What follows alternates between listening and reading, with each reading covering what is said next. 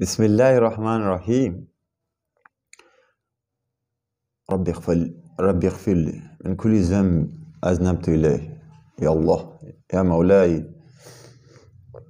کیوں شکوہ رکھتے ہو حالات کی خرابی کا، مارکیٹ میں اس مہنگائی کا، نفسا نفسی کا، لوگوں کی بدعنوانی کا، خود غرضانہ رویوں کا؟ کبھی کچھ وقت دیا ہے کہ ان باتوں پر ذرا سوچیں؟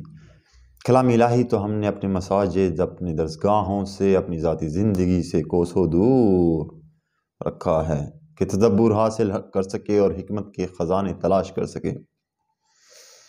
خود تو سوچیں، کبھی خود نمائی کے لیے تو ہر وقت کمر بستہ کوشاں رہتے ہیں، مگر خود شناسی کیوں نہیں چاہتے؟ خود شناسی ہی راستہ ہے، ایک سیڑھی ہے خدا شناسی کے لیے۔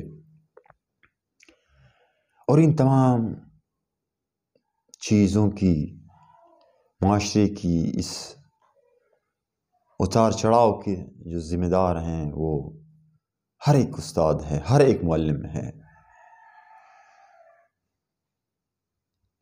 آج جو مارکیٹ میں، جو معاشرے میں اور اس سے وابستہ جتنے بھی رویے ہیں، یہ جو معاشرہ ہے، سالوں پہلے یہ انہی مدارس میں، انہی درسگاہوں میں، اسکولوں میں زیر تعلیم تھے۔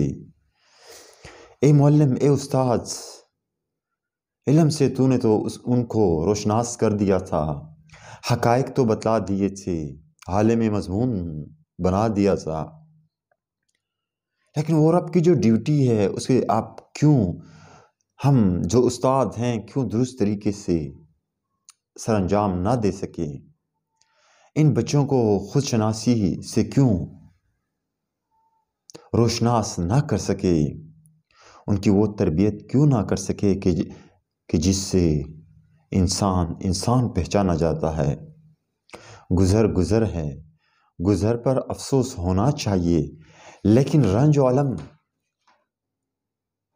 کے عالم میں بیٹھ کر نہیں ہونا چاہیں کہ آپ اس پر بیٹھ جائیں، بلکہ ایک عزم کر لیں کہ جو اگلی مارکیٹ ہے، اگلا معاشرہ ہے، اس کی تشکیل انشاءاللہ تعالی درست ہوگی، صحیح تعلیم و تربیت ہوگی، تاکہ وہ شکایتیں جو آج ہم کرتے ہیں وہ کچھ سالوں بعد اس معاشرے میں نہ ہو۔ اگر سلسلہ یوں چلتا رہا تو اے معلم، اے استاد، تو ہی کارساز ہوگا، تو ہی ذمہ دار ہوگا۔